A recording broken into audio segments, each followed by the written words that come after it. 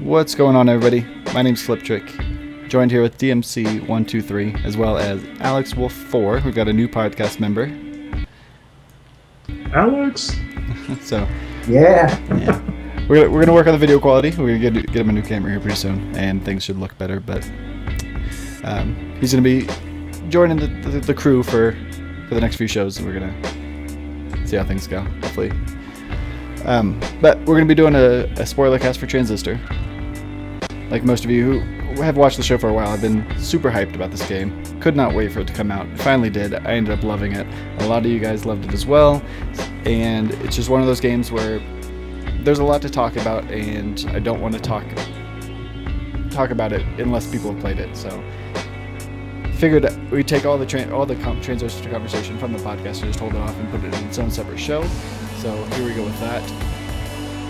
First off, before we get started, out of 10, what would you give this game? There's no explanations, just the number, and then we'll get into everything. 10. This game deserves a daggone 10. Daggone it. What about you, Alex? I would give it a 10, but I feel like it should get a 9 only because it's short. Short but and sweet. At the same time, it deserves a 10 because it has New Game Plus. So I guess 9.5. 9.5. 9.5. Yeah. Yeah. For the record, I'm a fan of short and sweet games. My RPGs take all the life out of me.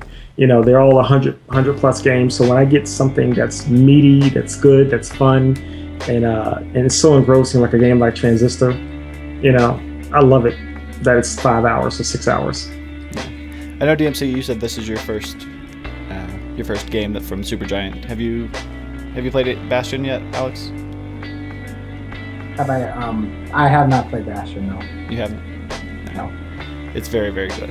It's definitely something. Yes, that's what I heard. Check out. If you like Transistor, definitely pick up Bastion. It came out about 2 years ago. It's not on the PlayStation Network, unfortunately. It's on the Xbox Live Arcade on 360 as well as Steam. Yeah, that's why I can't. Same. It's not. I'm gonna say it's almost the same game, but it's not. It has the same tone, the same art style, the same engrossing feeling.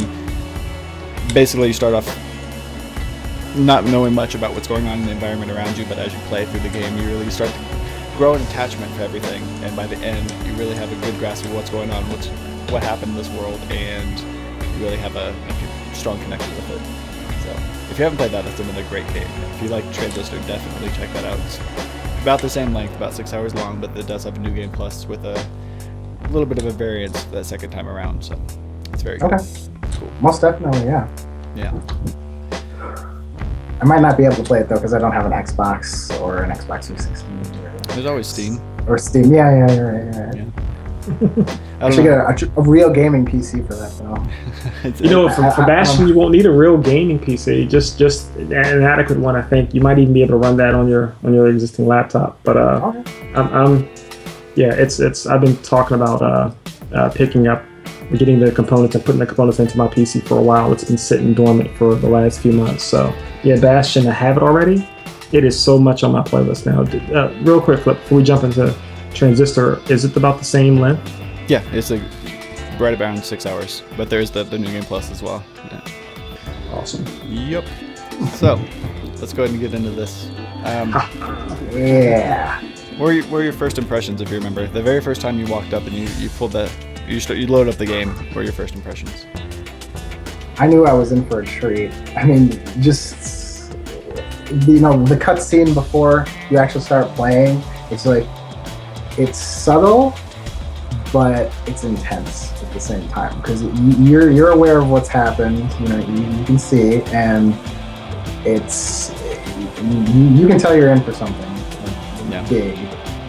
It starts off small. I was really taken aback by the fact that there was no menu or no loading screen. It just kind of jumped in. You had that screenshot, and then you're right in the game. It actually took me a second before I realized you had to press a button to pull the sword out. I thought I was looking for something to start to tell me to go.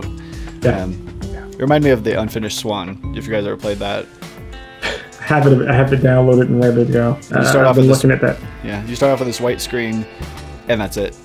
It took me, I thought it was a loading screen at first, and you had to pull the trigger and you throw like a paintball at the wall, and then you can start to see, paint the world around you and see what's going on. Another really good game. But From the start, that's how I felt. It took me a second to realize what was going on, but I was hit when I first played the game, and I think it's been very. The list is very short with games that I fell in love with in the first minute.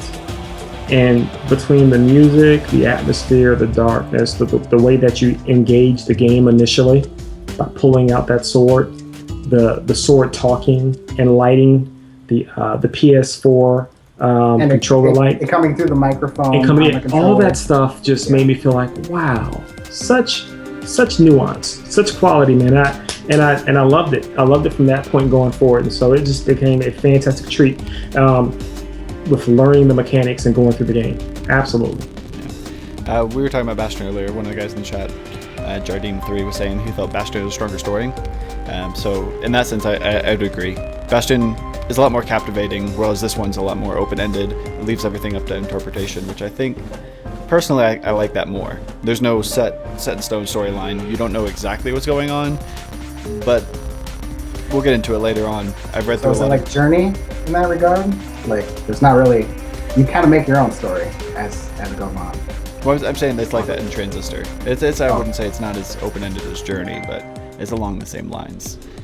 Like, there's a lot of theories that I'll get into later that I've read in forums of people explaining how they felt about the game, and those are all pretty interesting. I'll share those with you guys once we get further in the game. How'd you guys feel about the combat in this? It was a lot of fun. I mean, it was unique, like, wasn't it? Something it was.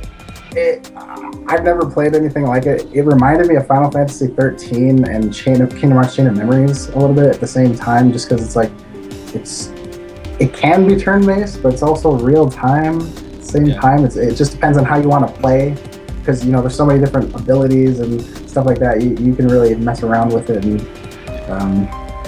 just come up with your own play style. It's very unique in that regard. Yes. Bastion was an action RPG, so I assumed this game was like that. And then the day before the game came out, I started looking at the trophy list, and I saw the things, the trophies that I think it was anything function, everything. Yeah. I saw both of those, and it mentioned doing a certain amount of damage within a turn, and I wasn't turned off by it, but I was kind of let down that this wasn't going to be along the same lines. And then I started playing it, and it just blew my mind. It's like, wait, it's a turn-based RPG, but it's also an action RPG. I can do it however I want. That's different. Yeah. That's cool. I loved it. The variety and the customization and stacking and combinations of various functions was just absolutely amazing to me, right? The customization was through the roof. It was insane. Never experienced anything. It just makes you want to experiment with every fight. See, okay, what's the best? Like, how do I want to fight? Right. What's the coolest way to go about this? It really does cater to everybody's playstyle. You've got your 16 different moves. You can make whichever one of them you want your actual attacks that you attack with, and then you can also have each one of those gives like some weird passive effect, or you could sit there and combine different moves in different ways, and it changes the effect based on however you it. Very, very strong. It had to have taken forever to balance all this. Very smart. I thought that was the most impressive aspect about the game for me, and it made here's my thing. If any developer makes a new game plus, then for someone to have to replay that game, you want to give them some type of value add, and part of that value add is keeping all of your previously gained abilities, and then going back to that game and becoming a uber freaking god, just destroying everybody else in front of you. And Can I say something quick? Yeah, that's what's cool about Transistor. It's like in the new game plus, it's not the same as before. Like the enemies are better, the patterns are different. It's like it's a different experience. And it's like a different experience. But you know what's cool, and this is the closing point that I had, is that I remember how tentative I was playing it first, just easing into those extra rooms, trying to figure out what to do. And I just, I pulled the sword out and it was like, yeah, bring it on, right? And I just, I'm ready this time. Yes, that was awesome to me. My favorite part of the game, which is something that I felt was even more unique than everything else we've talked about, was the final boss fight.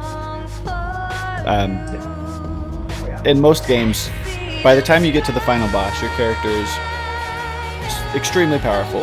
You have all these cool abilities. You really have a good grasp of how to use them. And then you get to the final boss, and you have a pretty good idea, pretty established viewpoint of how you're going to approach this boss and overcome it. This game, you're basically fighting yourself. You're fighting someone else who has the exact same moves. They're going to have that same customization, and they're actually using the turn function as well, so they're slowing down time, and you have no defense, and it's literally just a test of your skill versus the opponent, which I thought was extremely unique, and I was in awe when I was doing that entire fight. It was jarring for me. It's just like so unexpected because you're usually just fighting enemies like in real time or when you're using turn, but when an enemy is using it on you and you can't do anything, you feel so helpless, and you're like, oh man, I really have to have a strategy for this. Like, I need to be prepared. Yeah. I can't do anything sometimes. I braced myself every time I got hit by Royce because I'm just waiting for this massive chunk of life to just come from, just get taken out of me. But yeah, that was incredibly shocking when I realized that. It was exhilarating, and I was definitely afraid every time he hit me with the turn. And what made it even more impressive, because there's really only 2 bosses, right, in the entire fight. There's Grant, which is the big giant monster with the super tail. Sybil at the beginning, and then Sybil. You know what, Sybil? Forgive me, I'm forgetting Sybil. How rude of me. So shame on you. But this consider, right? So Sybil's your traditional monster that you fight like everyone else, right? She turned into the young ladies, I guess. The young ladies, yeah. Then Grant is totally off the rocker. Vastly different type of fight. But then you hit with Royce at the end. Completely different from everything. Yeah, and it really just made me pause. Like, what the heck? So. Leading up to the boss, one of the small little things that I took away that I thought were really cool was this whole game's like mathematical and everything's computerized, and when you're leading up or walking up to the boss, he's going through his narrative, and they have those little checkpoints that are slowing you down just because you have to wait for him to finish the sentence because they don't want you to progress too far to get the timing off. But there's firewalls that you have to stop in front of, so it's like you're trying to break through the firewall before you can get into the transistor. I thought that was unique. Yes. Yeah, I thought that was pretty awesome too. Such a very, very subtle game across the board, and I'm really interested to hear when we get to it some of the other theories associated with the other folks in the forums, because I don't really have theories, but I enjoyed the multiple storylines about this game, and the one thing that I can't put my head around is the country, and we'll talk about that I guess eventually. But what the heck is the country, right? But go ahead. Well, we can jump into that right now. I'll give you my interpretation of it, and then I can talk about what other people have said, and we get your take on it as well. When she, at the very end, somebody's asking if your hair went DMC. I've never had hair. Alex Wolf took all my hair, and you can't see it yet because he has a hat on, but I like to know where my hair went to. Nice. I took it from him. The way I took it was when Red stabs herself, and you see that scene of the country. In one of the songs, the lyrics, she's talking about wanting to go to the country, and that's like, I guess I took it as that was her salvation. That was like her version of heaven, I guess. Like, that was the most peaceful place. That's where she wanted to be. It was with her lover in the country, completely isolated from everybody else. And I feel like anybody who goes into the transistor kind of gets that same salvation. There are other people who have said that they think that everybody goes to the country, but I feel like that's too... I feel like it's more personal for everybody, because you have this transistor, it has all these... It's really hard to explain what I want to say right now. Are you trying to say that the transistor kind of brings you to it can generate a dream world yes. that is kind of like your like perfect dream? Right. Okay. It kind of generates a user-specific world for you to live in that is your salvation. That's what I want to say. Hey, that's interesting. I like that idea. That is interesting, and I guess at the end of the day, because let's just talk about that, right? Because I think that's pretty awesome. Because the transistor's voice, the one thing he could not take was Red killing herself, and he kept on saying, if you do this, don't if you do this. And his fear was so real. It was so real. And I like that. I like it that the theory that it's the user's interpretation of what they want, and not necessarily one else's. Because I guess you're right. In that last spot of the there's two theories. In the last picture with Red and her love interest, there was no one else in the country, just them two. And then when you remember the fight with Royce and Red, Royce kept on saying, well, this is strange. We're both here, and there's only one way and that's not supposed to happen, and there's only one way for us to get out, right? Right. So, gosh, dog, I think that theory just destroyed everybody else's, didn't it? That's not fun. What was yours? It's not correct. There's no right or wrong answer here. Otherwise, that would have been explained in the cutscene. That's just how I took it. But it's too strong of a theory for me to actually even speak about what I thought, because then I think about those conversations. Really, there's only two. Every time the country is depicted, it's always no one there, and then Royce makes this very, very strong proclamation: this is strange. The only way this works is that one of us can leave. Only one can be here. Gosh, I thought that world was so cool when it was decorated with all the different transistors, and you could tell it was like a glitch, because nothing in the environment kind of made sense or made much sense. Because, okay. Yeah. So, I'm getting your take on it, Alex. It just looked like a really cool, futuristic, computery world to me. It's kind of like if the inside of a computer was blown up into city proportions. That's what I would imagine it to look like. I mean, because when I see the process, that's basically to me like, a glitch or a virus or something like that would be on a computer. And it's like the buildings could be like circuitry, something like that. It's just cool to see it like that. Or maybe just a super futuristic Japan. Did you have a specific take on the ending or anything you pulled from it? I kind of just accepted it. I never really thought about it too hard. Up until the point where you put the transistor and sort of like where it came from, I kind of lost everything there. Like I did not understand what was going on. Yeah. So was that pedestal or the thing that the transistor came from, was that inside of Royce's lab? I think so. That's what I thought was it's going just on. Like, so did he build his lab around it and kind of like study it, or? I don't know. That's a good point. Well, here's the kicker. So we Someone know had to have created it. Yeah, at that final battle, look at how many transistors were destroyed and broken in the background, right? And then Jared brings up a really good point in our chat, and he talks about those barrels. Do you guys remember the barrels in the background?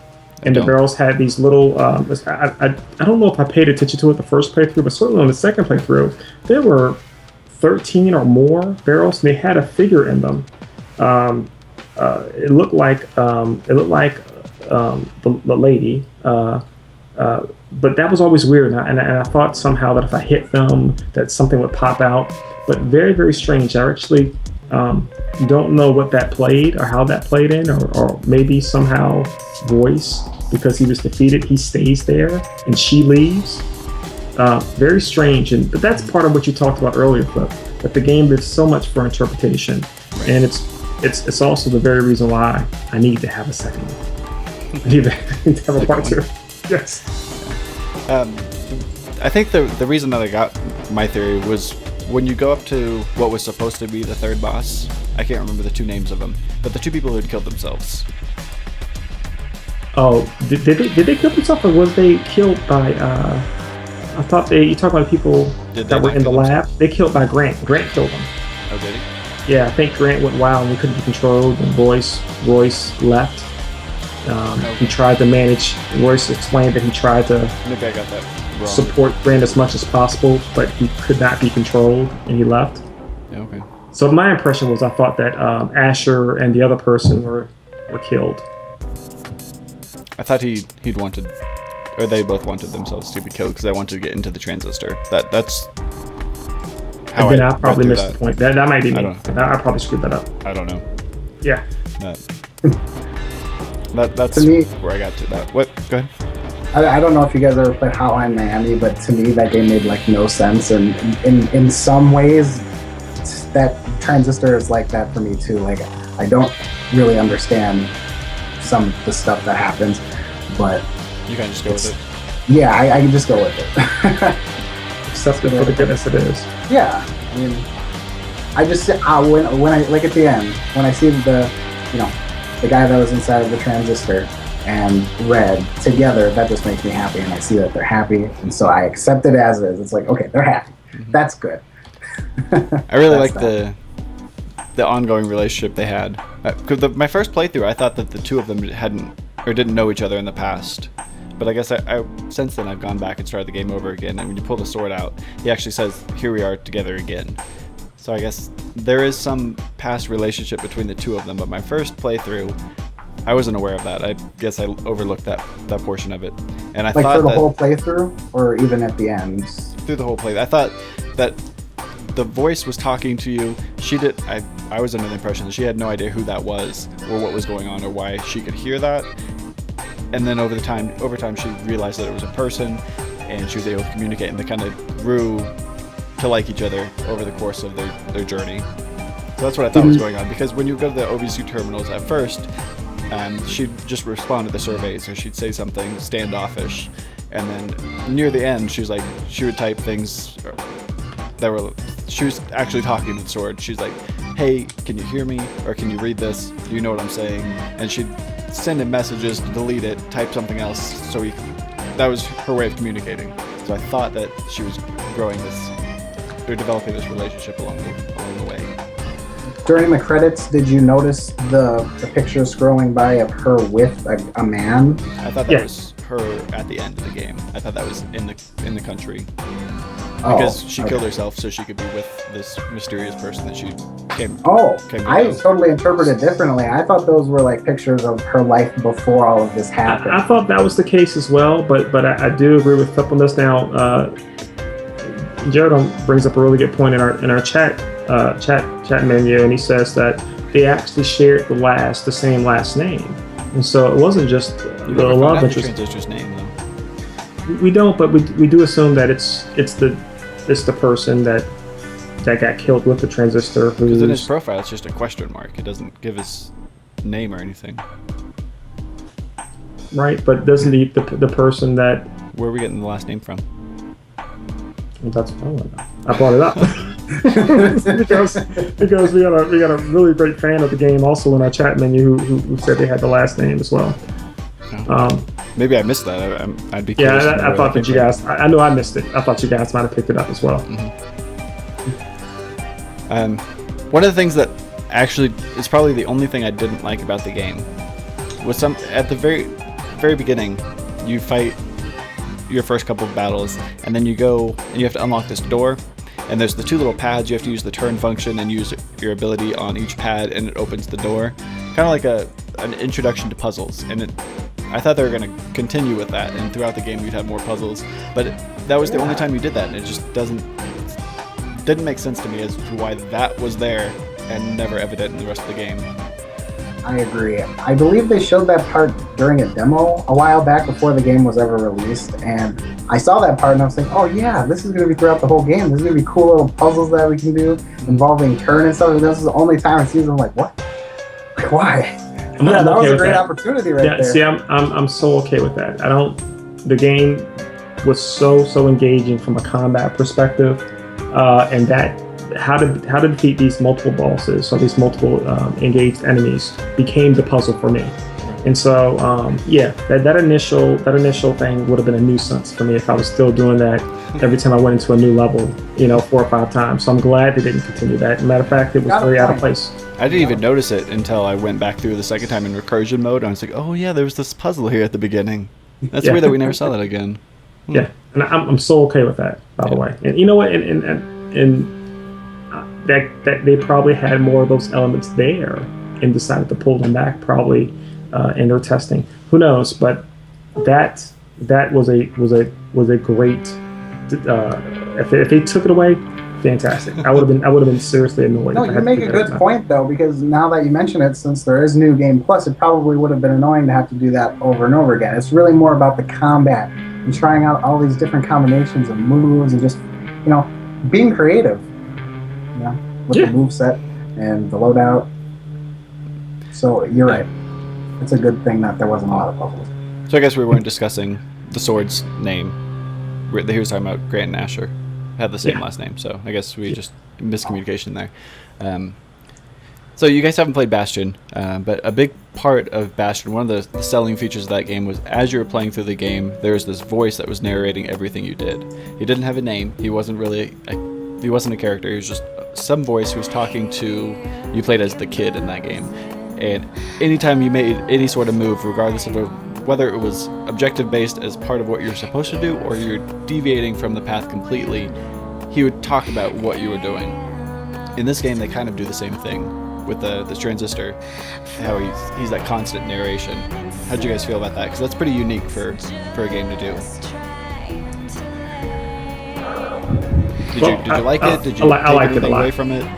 I liked it a lot, and I thought it was one of the neat aspects of the game introduced in the early articles of the game that I experienced. And you're right, very few, if any, games actually done that.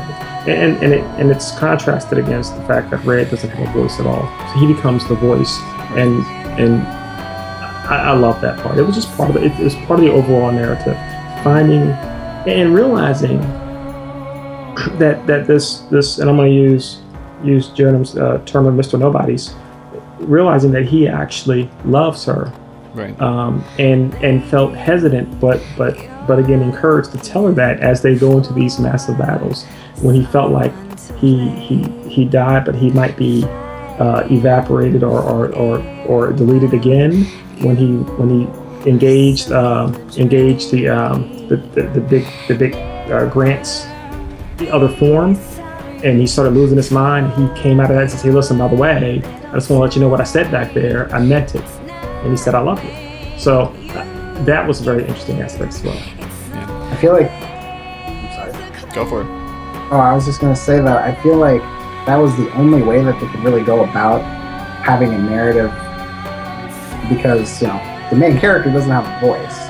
So unless they didn't want anything to be said throughout the whole game, they needed to have, the only other person that was there say something. And I like it because it sets the mood, It's nice to hear what the guy has to say. It's not always, sometimes it's just random things that, that don't need to be said, like, "Goodbye, bike," or something like that. He says that, right? to the motorcycle. It's just silly things, but it's charming and it sets the mood and it's nice, even though it's not always informative or necessary. So I enjoy it very much, even though it's not by the main character. I agree.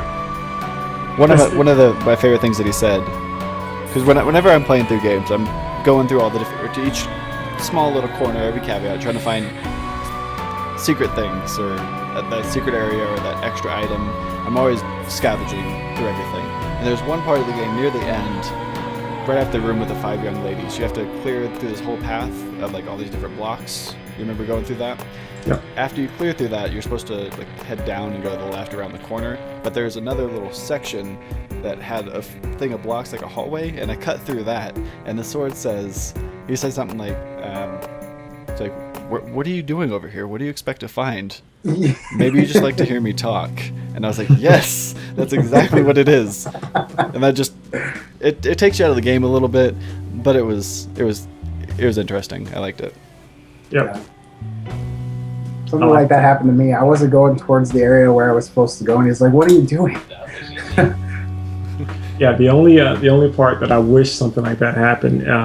So right before my second playthrough, before I go fight Royce, I stopped by that last kind of save point, and I set up all my functions, and I'm ready to just crush him with Void and come back with Cull and just destroy this guy. Right, I'm ready for him. I know what I'm going to fight. I know what I'm going to get hit with when I enter there now, and I go through that process. And of course, they give you that opportunity to reset all your functions, and I'm like, hey, I just went through all that. But that type of conversation, that type of all the little small nuances, and even just hearing what he's saying and waiting before you go to the next level, hearing what Boris is saying, they just put so much care into this, into what little story they care to share with you. I don't know if that makes sense, but it just speaks volumes to their skill set for actually discussing a narrative. Really big fan of this developer going forward, man. I think I've said this multiple times. I'm probably going to buy everything they make on sight unseen. Nice. They never really explained why she lost her voice, and that was something that I still don't really understand. I know she was like a famous performer or a singer or something in that regard, because there's all the posters plastered all over the place of her, but I don't really understand why she lost her voice. Yeah, I was thinking like the Karamata or whatever, Camerata, that they were trying to build something, and they wanted to use her voice for whatever they were building, so that thing could talk, and that she had the most pristine voice that they could find. I think that is what the reasoning was behind it, but I never got any clarity. I'd like to hear Alex take on this. I mean, we know about this program that was deleting everything, and they had to stop the program, right? They had to stop the progress, right? So the Camerata took what they felt was the most important thing in combination with the Transistor to do just that. I just don't know how her voice became the mechanism to drive the Transistor, and then what they did with that voice never was explained. I don't know. Did I just miss it, Alex? Did they explain what her voice did after they took it?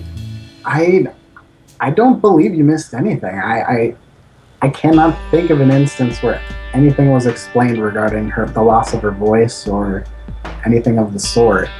But I don't have anything. I don't know what to say. Yeah, that was the only part. So what's encouraging is that somehow, obviously, the Transistor had a voice. It wasn't her voice, but they did something with her voice, and it didn't return until she went to the country.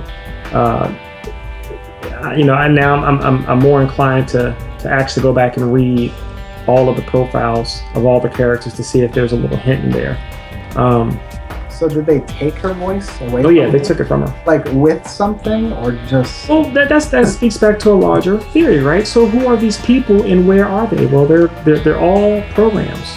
Everybody's a freaking program in this game. And the one process that became rogue that started deleting something is what the Camerata was trying to stop. You're not going to believe me, but until you said that, I was not aware that these people were programs. I thought this was just like a world, like a really strange world. Like that's what I thought too. I thought this was just a computer totally generated world, unique. and the process was creating the world around them, but they were still real people. Yeah, I believe that too. What? I didn't know they were programs inside like a virtual world. That became pretty clear to me when Red and the Transistor met the first person that was dead, and they were able to take their remnant processes, their memory out, and communicate that. They got absorbed back into the Transistor. Okay, so these people were simply, when they died, they were simply not just dead.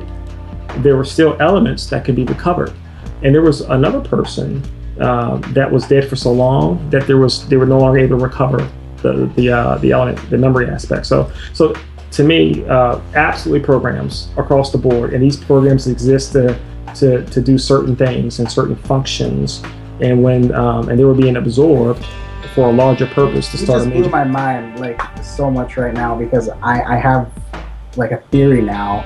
I feel like these, because you don't you get functions from people like when they die and you use the Transistor and stuff. Yeah. Well, so basically these programs, they have functions, right? So wouldn't Red's function be her voice? Hers is Crash. Yeah. Well, but maybe that's her voice. You each know of what I the mean? Like that's profiles you unlocked had something to do with one of the characters in the game who had contact with the Transistor, whether they used the Transistor or they were killed by the Transistor. I think. I know that each person had some kind maybe her of contact voice, with it. like inside of the Transistor, that becomes the Crash move. You get what I mean? So maybe that. That's what they needed her voice for. We just figured it out. Crash. I don't know. So I think first so they're movie saying in like the the game. transistor is the process that they were trying to create? No. I'm just saying that if these, like Darren was saying, if these people are actually programs, then the things that they can do must be their functions, right? So Red's function would be her voice, but when it's inside of something like when it gets put into something like the transistor, it becomes something else, like the move Crash. Yeah, I think though they took her function, and somehow Does that she make didn't sense? die. It makes sense, but I think they took her function. She didn't die because everyone who Yes. did die, the Camerati said, and when they came across them, they said, "Oh, they got these guys too." It makes me want to go back to that lab area where the two were dead, and they were able to pull some of the processes out, the other functions away from them, and they talked about why they were there and what they were experimenting with and what they were trying to do. Royce talked about this in their process of stopping the program. Again, it's just so much mystery. I want to know what Grant's role was, what he did with her voice, why did he transform? It's just a lot of, and I want to bring up this one more thing. Do y'all guys remember even after you killed Grant and she's driving back to the main town, and you can see in the city as the city is dying, a whole bunch of other tails, just kind of like almost like dolphins jumping out of the water. And so Grant wasn't the only person that transformed. Apparently others was too, and maybe that was the process or the program that was running and destroying the country. Now this is getting just super confusing. I thought I had a pretty good grasp of it, but now I have no idea what's going on. Yeah, I'm with you in the same boat, but at the same time, I feel like I can piece some things together. Like you said, you were wondering what Grant was trying to do, but in like the page that describes him and talks about him, it says that he was trying to make the city more efficient or something along those lines, and so he was, instead of having people like do petitions to make a bridge and people building it, instead of that, he was going to have something like the transistor make it. So at least that was my understanding of it. Yeah. So that's why he wanted the transistor, was basically to create or have the city be more efficient, but it didn't end up working that way, and then the process took over, everything went to hell. It just, and that's why he was scared to meet Red, because he didn't want her to kill him and stuff like that. So who Grant was, or Royce? Or I'm sorry, am I? Yeah, Royce actually. Oh, I'm sorry. I was talking about Royce this whole time. Oh no, I was saying Grant. Oh man. Yeah, no, Royce actually. I don't think Royce was ever scared to Red. He knew what was happening, and he was. Well, he did. One of the. Remember, he used the little TV to communicate with her instead of like talking with her in person. But I can tell you, Royce was probably one of the better villains I've come. Here's this little indie game and this nonchalant character which you get introduced to halfway through the game, and Royce probably was the more interesting characters that I've ever engaged in a video game. His demeanor, his voice acting was just freaking phenomenal, and his calm, collective introduction about to Red about what he's done, his test. His theory is 100% solid, and I just need the transistor, and this will be all taken care of, with the full knowledge that he was going to have to engage Red in a battle. And it was just nothing to him. He was going to kill her, and he was going to rebuild this entire world in Cloudberry, all on his own, in his own exact vision. And of course, it makes it only more sweet when you hear him say impossible, when he dies, like, how did this happen? What a great freaking character Royce is. I'm sorry if I just went a little bit sideways, but. So I was going through the character profiles just now. Mm-hmm. By the way, it's called Cloud Bank, not Cloudberry. Oh, I did. See, there you go. Very good, Dan. When you go to Red's profile, it says the selections, I guess, are that's what the transistor took from her. It says music and linguistics. So her voice, basically. If you go to each character, it tells you what they took from him. Like one person was physics and negotiation. The person for Jaunt was Preston Moyle, who took the reflexes. There's another one's meteorology, empathy, politics. So I guess they're trying to build like some big thing, is what the process was, or what the transistor's doing. A brand new program for a brand new society. Basically the perfect program to create the perfect society. But there's things in there like mathematics, statistics, engineering, judgment. But they must have missed something since the process went. Oh, I don't know. Just a theory. So before we started the show, we were talking. When you first start the game, you pull the sword out. You hear Mr. Nobody's how we've been referring to him. You hear him say, "Well, here we go. Here we meet again." And then the second time, when you go to recursion mode, it's Royce's voice who says that, which I have no idea why that would be. That had to have been intentional. I don't know why he would be doing that. Did you guys ever come up with a theory behind that, other than the fact that he's in the Transistor now? Yeah, that's a. You know what? And I want to say this, Mr. Nobody. The Transistor does says when he's being intoxicated by Grant's I guess prowess whenever he's around. But he says, "Am I here? Am I the only one in here?" You remember him saying that? Yeah. He would always ask that question, and so I guess my theory would be, or my conclusion of your point is that no, he's not the only one in there, and that Royce was absorbed. Okay. So if he feels like he's the only one in there, then maybe his salvation, maybe that is right, where everybody gets their own personal salvation, and he felt like he was alone and didn't understand why he was by himself. Yeah. Maybe it works like whoever's put in there the most recently can speak through the transistor, but if somebody else gets put in, you kind of get pushed back, and you have no contact with the outside world, and you can't speak with the person who just came in. Maybe it's like that. Interesting. Yeah. Okay. Is there anything else you guys want to touch on that I overlooked? Any other topics? Visuals? Never good at that stuff. What'd you have to say about it? That game is so beautiful. Like, I took probably like a million screenshots. Like, and in so many videos. I mean, it is a visual delight, like I told Darren earlier. It's just so pretty. It is a very beautiful very game. nice to look at. Very, very beautiful game. Yeah. Mm-hmm. It's very unique art style. Visual ecstasy. Yep. That's all I had. Yeah.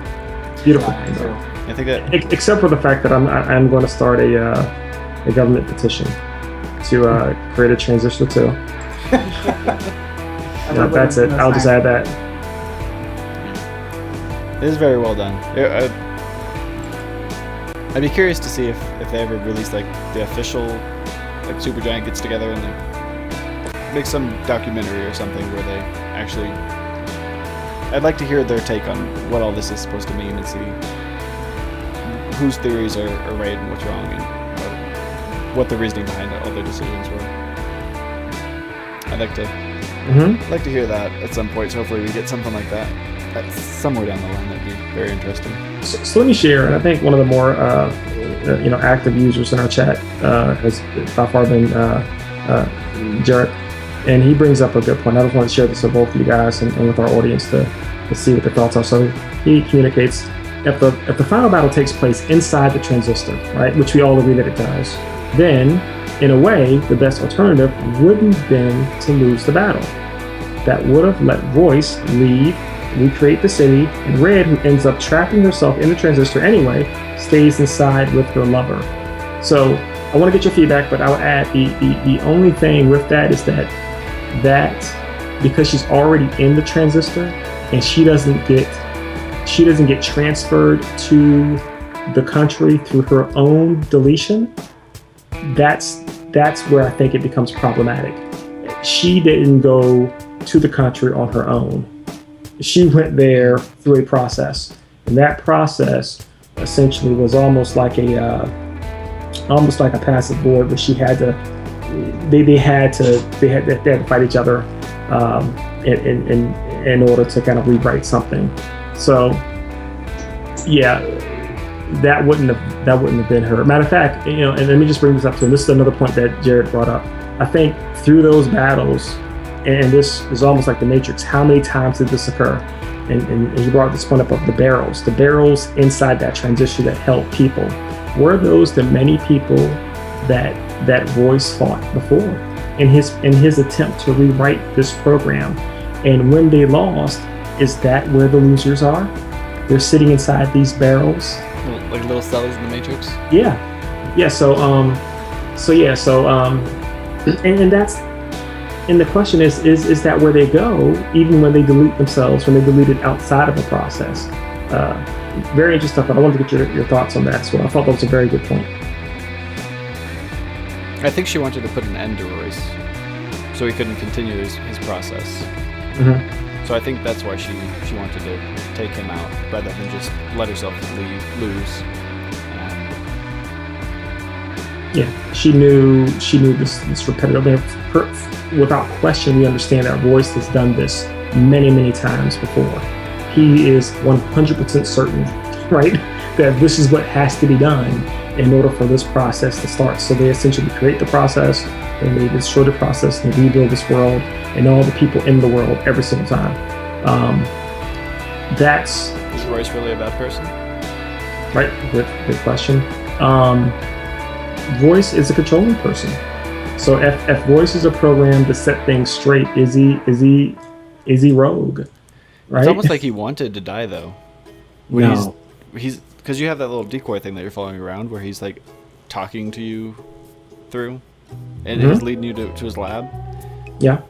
It's almost like he wanted to. Why would he bring her there if he didn't want to get himself? Because she had the transistor, and without question, he tried to kill her.